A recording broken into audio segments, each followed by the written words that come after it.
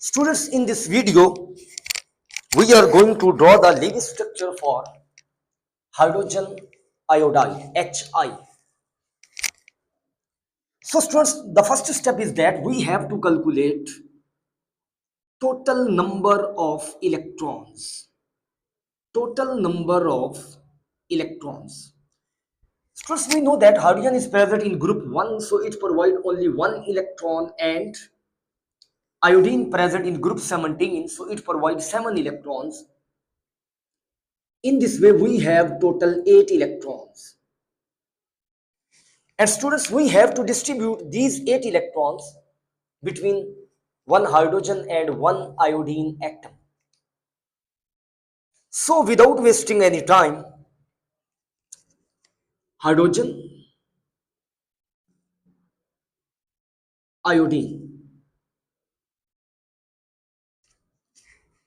Students, first of all, we place a single covalent bond between hydrogen and iodine to justify. We put a pair of electron between hydrogen and iodine to justify a single covalent bond.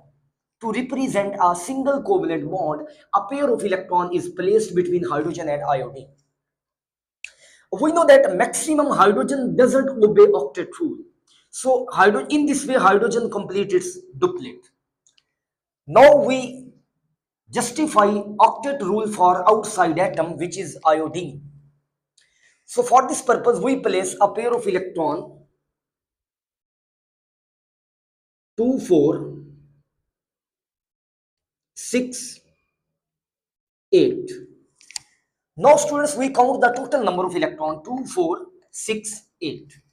Students, in this way, hydrogen completes its duplet and iodine completes its octet. And students, this is the best Lewis structure for hydrogen iodide. So we represent it like this by placing a single covalent bond between hydrogen and iodine. Students, this is the final Lewis structure for hydrogen iodide.